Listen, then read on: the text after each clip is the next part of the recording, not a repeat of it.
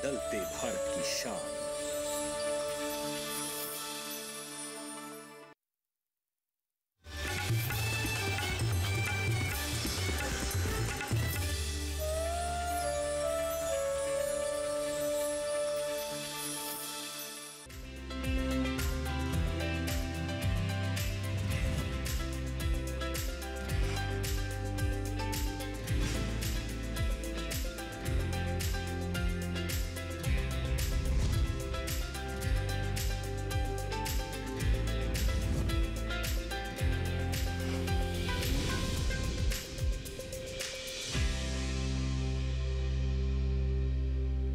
नमस्कार, मैं अदिति शर्मा दूरदर्शन किसान चैनल पर आप सभी का स्वागत करती हूं।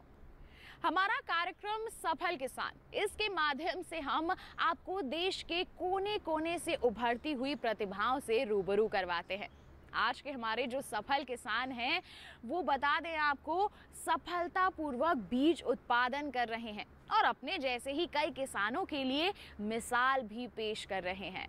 हमारे जो सफल किसान हैं वो राजस्थान की तपती धूप में या फिर कहें तपती धरती में और किसानों को राहत देने के साथ साथ पशुपालन और तेल उत्पादन में भी सफलता अर्जित कर रहे हैं। तो कैसे उन्हें ये विचार आया और साथ ही साथ बीज उत्पादन में मुनाफे के क्या है मायने, आइए इन्हीं सब सवालों के जवाब जानने के लिए रुख करते हैं राजस्थान के भरतपुर का।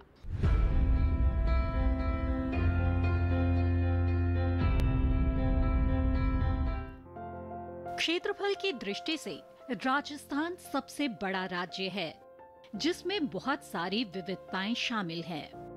इन विविधताओं में कई विषमताएं भी हैं, जो कृषि कार्यों को बेहद कठिन बनाती है।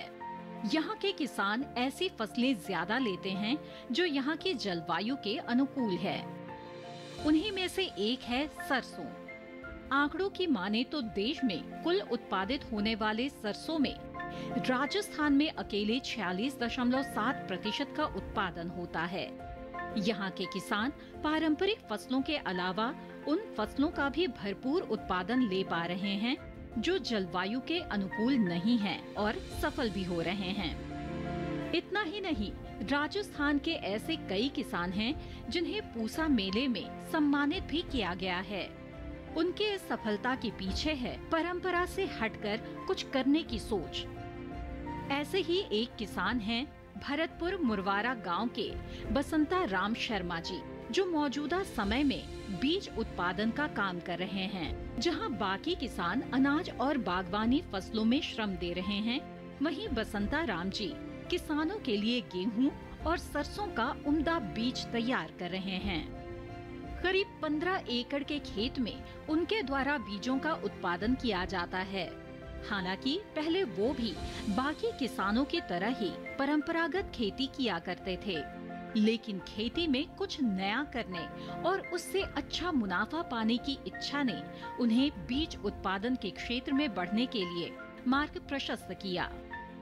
मैं खेती काम करता हूँ और हमारे राष्ट्रीय संशोधन केंद्र से यहाँ जो है बीज उत्पादन काम करता हूँ। यहाँ मेरे को 10-15 साल हो गए काम करते करते। जो है वहाँ पे हमें किसानों को समय समय पर हमको जो है ट्रेनिंग दी जाती है और खेती की जो भी जानकारी है, जुताई से लेकर के कटाई तक सारी थ्रेसिंग की, ये सब मतलब जानकारी हमारे लिए दी जाती है। हमारे डायरेक्टर साहब जो है बहुत बढ़िया जो है हमको समय समय पर जो है मौसम की भी जानकारी देते हैं कि हम जो है वैरायटी है गिरिराज वैरायटी कि ये सरसों की वैरायटी है जो है, इसकी हम जो है बीज उत्पादन काम करते हैं। गिरिराज 31 जो है अच्छी वैरायटी है। ये जो है ये 15 एकड़ में जो है बीज उत्पादन काम लिया इस समय में जो है मैंने जो है। और यहाँ पे जो है जब हमारी जो है 85% की जो फलियाँ हैं जब पीली हो जाती हैं तब हम कटाई का काम जो है करते हैं। उसके बाद में जो है हम कम से कम 10 दिन में जो है अपनी फसल को खेत में सुखाते हैं। उसके बाद में हम थ्रेसिंग का काम करते हैं। जो है थ्रेसिंग करने के बाद में हम जो है अपने जो सरसों का बीज को घर लेके आते हैं।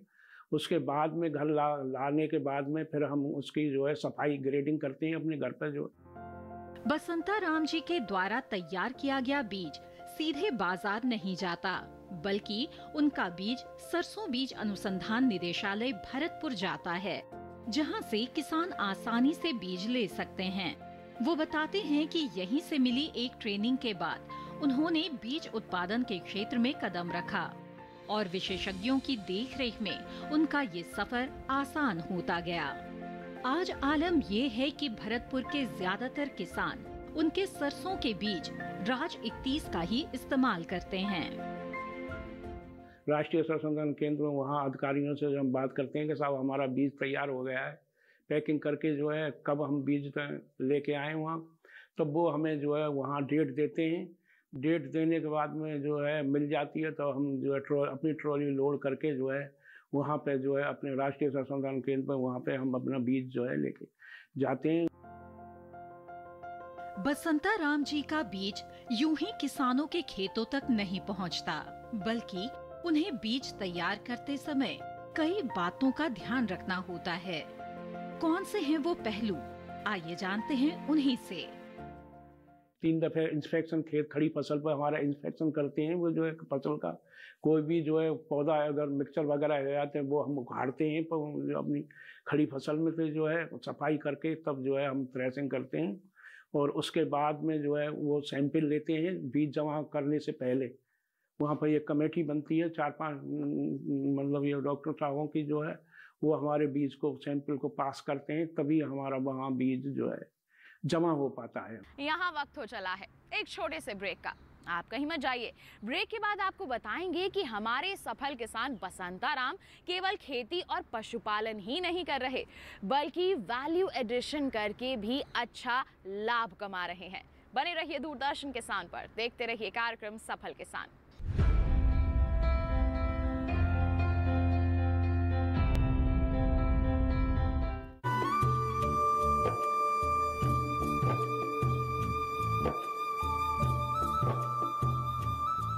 नमस्कार, बहुत स्वागत। डीडी किसान देख रहे हैं, मैं हूं आपके साथ राधिका चौधरी। गांव का नाम है सोहागपुर और जिला बैतूल।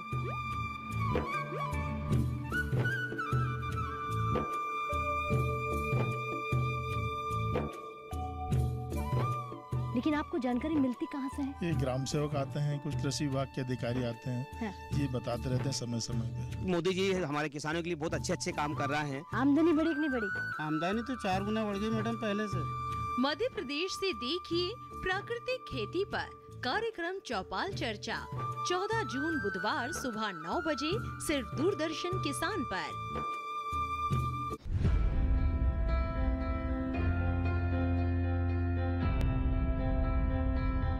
ब्रेक के बाद दूरदर्शन किसान के कार्यक्रम सफल किसान में आप सभी का फिर से स्वागत। आइए किसान भाइयों बहनों, अपने इस कारवां को आगे बढ़ाते हैं। एक बार फिर से रुख करते हैं हमारे सफल किसान बसंता राम के घर का और कुछ और रोचक जानकारियां हासिल करते हैं। बसंता राम जी उपज को अनुसंधान केंद्र में देने के बाद सरसों का तेल भी निकालते हैं। तेल निकालने के लिए उनके घर में आपको मशीन भी मिल जाएगी, जिसमें तेल और खल को आसानी से अलग होते देखा जाता है।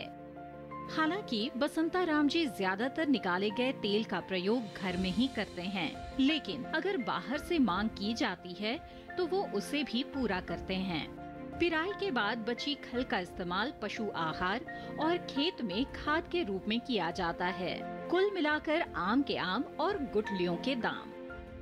हम तो साहब अपने जो है बाहर तो नहीं भेजते हैं, अपना बीज को रख लेते हैं इसमें से, और अपना खाने को जो है अपना तेल मतलब पशुओं को भी जो है खल काम आ जाती है, और तेल जो है अपने जो खाने को काम आता है। पशुओं को भी हम तेल पिलाते हैं जैसे समय समय पर जो है। तो जैसा कि हमने आपको शुरुआत में बताया था, हमारे जो आज के सफल किसान हैं बसंता राम जी, वो गेहूं का बीज उत्पादन भी कर रहे हैं। तो फिर चलिए इसके बारे में भी उनसे जानकारियां हासिल कर लेते हैं।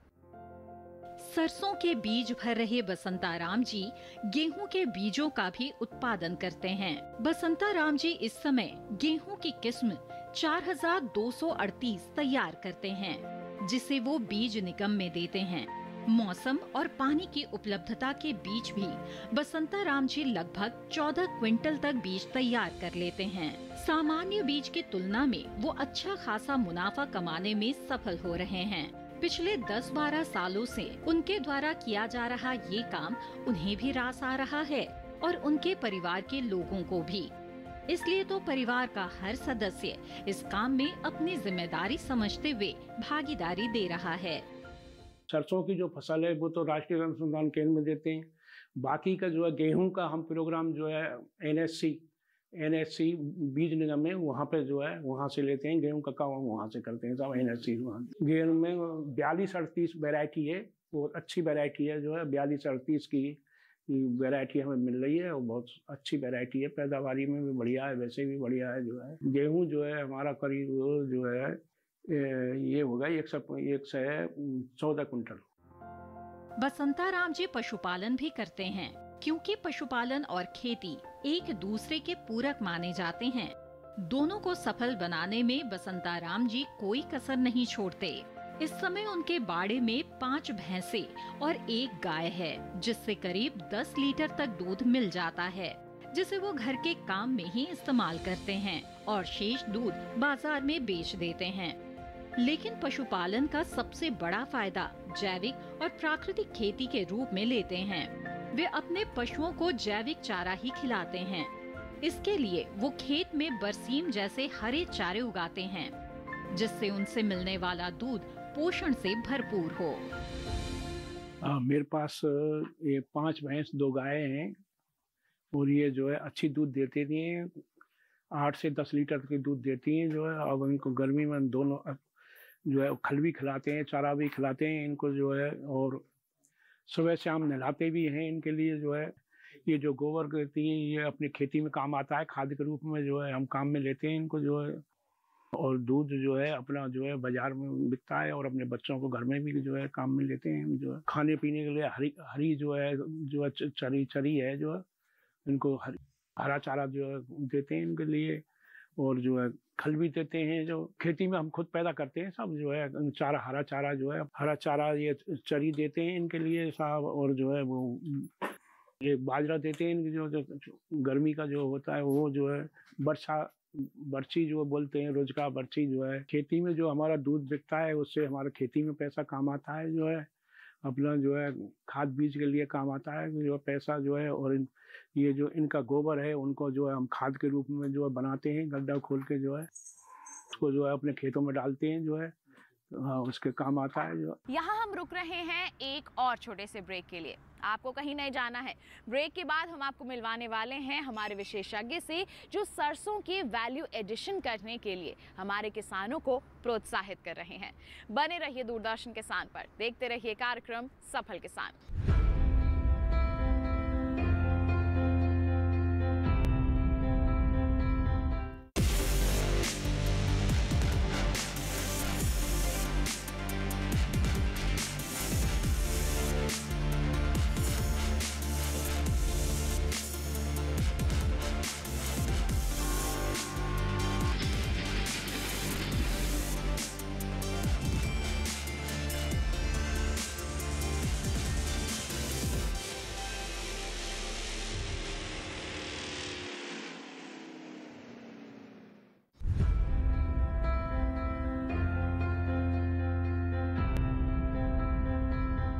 ब्रेक के बाद दूरदर्शन किसान के कार्यक्रम सफल किसान में आप सभी का फिर से स्वागत है। ब्रेक पर जाने से पहले हमने आपको बताया था कि मुलाकात करवाएंगे हमारे विशेषज्ञ से, तो फिर देर किस बात की, चलिए रुख करते हैं हमारे विशेषज्ञ का। राजस्थान में 2 तरह की सरसों का उत्पादन लिया जाता है, पहली काली सरसों और दूसरी पीली सरसों। विशेषज्ञ मानते हैं कि पीली सरसों से निकलने वाला तेल ज्यादा अच्छा होता है। साथ ही काली सरसों की तुलना में पीली सरसों में 5% ज्यादा तेल निकलता है। चूंकि राजस्थान सरसों के उत्पादन में सबसे आगे है, इसलिए सरसों अनुसंधान इस प्रयास में है कि किसान केवल सरसों की उपज बेचकर लाभ न कमाएं, बल्कि वो इसका वैल्यू एडिशन करें और तेल के क्षेत्र में आत्मनिर्भर बने। इसे सार्थक करने के लिए केंद्र और राज्य सरकार कई तरह की सुविधाएं और सब्सिडी प्रदान करती है कि किसान अपने घर में एक छोटी सी यूनिट लगाकर बढ़िया मुनाफा कमा सके। यहाँ हमने किसान भाइयों के लिए एक छोटा स्पेलर लगाया हुआ है, जो कि ये दिखाने का इसका उद्देश्य ये है कि किसान नई तकनीकी के बारे में जान सके और सिर्फ सरसों के ऊपर निर्भर न रह करके एक छोटा मिनी स्पेलर लगा सके। यहाँ पर आप पीछे देखेंगे मेरे इसमें एक 6 बोल्ट का और छोटा स्पेलर लगाया हुआ है। हमारे यहाँ पर सरसों अनुसंधान निदेशालय में सरसों की खेती होती है, जिसमें कि ऑर्गेनिक सरसों भी खेती होती है। हमारा उद्देश्य है कि सभी किसान भाइयों को और आम जनता को एक जानकारी हो सके कि शुद्ध तेल कैसे मिल सकता है। तो इसमें हम लोग प्रयास करते हैं कि यहाँ पर सरसों, जैसे काली सरसों और पीली सरसों, 2 तरह की सरसों होती है। इसमें हम काली सरसों से काली सरसों का तेल निकालते हैं और पीली सरसों से पीली सरसों का तेल निकालते हैं। यहाँ पर निकालने के बाद में इसको हमने देखा कि सरसों डायरेक्ट बेचने से अच्छा है कि इसका तेल अगर निकाल के बेचा जाए तो किसान भाइयों को अच्छी आमदनी एक प्राप्त हो सकती है, जो कि सरसों का तेल अगर शुद्ध निकलता है तो जो कि शुद्ध स्वास्थ्य के लिए भी काफ़ी लाभप्रद माना जाता है। इसमें हमने देखा है कि ये 6 बोल्ट के स्पेयर लगाने से एक 5 घंटे जब रनिंग में इसमें काम करते हैं तो हम इसमें से जब 5 घंटे हम इसको लगातार इससे काम करेंगे तो हम इससे 2.5 कुंटल सरसों एक साथ में पिलाई कर सकते हैं। और 1 कुंटल में करीब लगभग 38% तेल निकलता है, जो कि काफ़ी अच्छा माना जाता है। 38% तेल में से 30% तेल शुद्ध निकलता है और 8% जो कि हमारी ये खली है इसमें आ जाता है। खली में कोई, और इस तेल में सबसे अच्छा ये है कि किसी तरह की कोई मिलावट इसमें नहीं की जा सकती है। तो किसान भाइयों, इस पे राजस्थान सरकार, भारत सरकार सभी इस पे सब्सिडी भी दे रहे हैं, जो कि हर संभवतः ये प्रयास कर रहे हैं कि आगे से आगे किसान भाइयों को ज़्यादा से ज़्यादा लाभ मिल सके। पीली सरसों में जो तेल निकलता है वो काली सरसों की अपेक्षा करीब 5% तेल ज़्यादा निकलता है और इसको जितने भी तलने बुलने वाली चीज़ जितनी भी हैं उनमें बड़ा अच्छा और उपयोगी माना जाता है। इसमें सबसे पहले हम जब सरसों लेते हैं तो सरसों को अपने ऑयल स्पेलर में डालते हैं और इसमें थोड़ा सा पानी हमको मिलाना पड़ता है। थोड़ा सा पानी मिला के इसको डालते हैं तो इसमें से तेल की मात्रा भी ठीक रहती है। और सबसे पहले इसको तेल को डालते हैं, ये 3 बार में सरसों को हमको डालना पड़ता है। 2 बार में जो सरसों की खली निकलती है उसमें आ जाता है तेल और तीसरी बार में फाइनल शेप में जाता है। और उसके बाद में इसको हम जब फिल्टर करते हैं तो इसको 1 बार में ही फिल्टर करने से इसका हमारा काम चल जाता है। सरसों अनुसंधान किसानों को बीज उत्पादन के लिए प्रेरित कर रहा है, जिससे कई किसानों की आर्थिक स्थिति में सुधार हुआ है और उनकी आय दुगनी से कई गुना हो पाई है।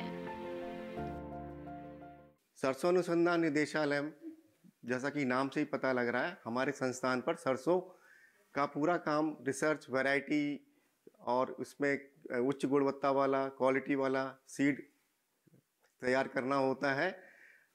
मैं बताना चाहता हूं कि सरसों अनुसंधान निदेशालय सीड प्रोडक्शन किसान भाइयों के द्वारा फार्मर्स पार्टिसिपेटरी प्रोग्राम के माध्यम से लेता है और एक हमारे ICR का मेगा सीड प्रोजेक्ट, जो कि ICR एग्री सीड प्रोजेक्ट है, उसके अंतर्गत हम किसानों को बीज पैदा करवाते हैं किसानों के थ्रू और उसको हम किसानों तक वापस पहुंचाते हैं अच्छी क्वालिटी का सीड। सरसों अनुसंधान निदेशालय में सरसों की जितनी भी किस्में, नई किस्में, अधिक पैदावार, उच्च उत्पादन वाली, गुणवत्ता वाली वैरायटी जो भी है अवेलेबल है, जैसे कि गिरिराज वैरायटी एक हमारी संस्थान की वैरायटी है, हमारे वैज्ञानिकों द्वारा तैयार की गई है। ये बहुत अच्छा उत्पादन देती है और पूरे नेशनल लेवल के लिए आइडेंटिफाई की गई है, तो इसका हम उत्पादन करते हैं। इसके अलावा हमारे पास एक NRCHB 101 वैरायटी है, उसका भी हम उत्पादन करते हैं। इसके अलावा कुछ लेटेस्ट वैरायटी जैसे कि DRMR 116540, ये वैरायटी 2020 में रिलीज़ हुई है और यह रेन फेड कंडीशन, मतलब बिना पानी के, जिसमें पानी की आवश्यकता कम पड़ती है, बहुत अच्छा पैदावार देती है और लगभग 1 हेक्टेयर में लगभग 25 कुंटल तक हम इसमें प्राप्त कर सकते हैं। अब जैसे मैंने आपको कुछ वैरायटी के नाम बताए, ऐसे हमारे पास 8-10 वैरायटी है जो कि अच्छी क्वालिटी, गुणवत्ता और पैदावार के हिसाब से होती है। मैं यहाँ पर ये बताना चाहूँगा कि हमारे संस्थान में सीड प्रोडक्शन का भी काम होता है। हमारे पास सीड प्रोसेसिंग यूनिट पूरी इकाई है, इसका हम उसमें अच्छी गुणवत्ता का सीड उपलब्ध किसानों को उपलब्ध हो सके, उसका हम पूरा करते हैं। परिस्थितियां जितनी कठिन होती हैं, किसान उतना ही मजबूत होता जाता है, जिसका सबसे बड़ा उदाहरण है राजस्थान के किसान। जो हम कह सकते हैं कि देश के बाकी किसानों के लिए एक मिसाल है। जी हाँ, कई समस्याओं के बावजूद भी यहाँ के किसान सफलता की नई नई कहानियाँ गढ़ रहे हैं और हम कोशिश कर रहे हैं कि ऐसे ही प्रेरणादायी किसानों की दास्तानें आप तक पहुँचाते रहें और आपके हौसले को बढ़ाते रहें। तो अगले अंक में इसी कार्य को हम करने वाले हैं, एक सफल किसान से आपकी मुलाकात करवाने वाले हैं। तो इसी के साथ बता दें, आज के लिए तो बस इतना ही, लेकिन आप देखना चाहते हैं हमारा ये कार्यक्रम दोबारा, तो रुख कर सकते हैं हमारे YouTube चैनल का, या फिर आपके पास भी है कोई सफलता की कहानी तो हम तक पहुंचाइए। आप ईमेल कर सकते हैं हमें, ईमेल आईडी है safalkisandd@gmail.com। यदि आप पत्र लिखना चाहते हैं तो आप हमारा पता लिख सकते हैं। हमारा पता है सफल किसान, कमरा नंबर 110, CPC दूरदर्शन, खेलगांव, नई दिल्ली 110049। तो किसान भाइयों बहनों, इसी के साथ आज के हमारे इस कार्यक्रम में बस इतना ही। अगले अंक में फिर करेंगे मुलाकात, तब तक के लिए दीजिए इजाजत, लेकिन आप बने रहिए दूरदर्शन किसान पर। नमस्कार।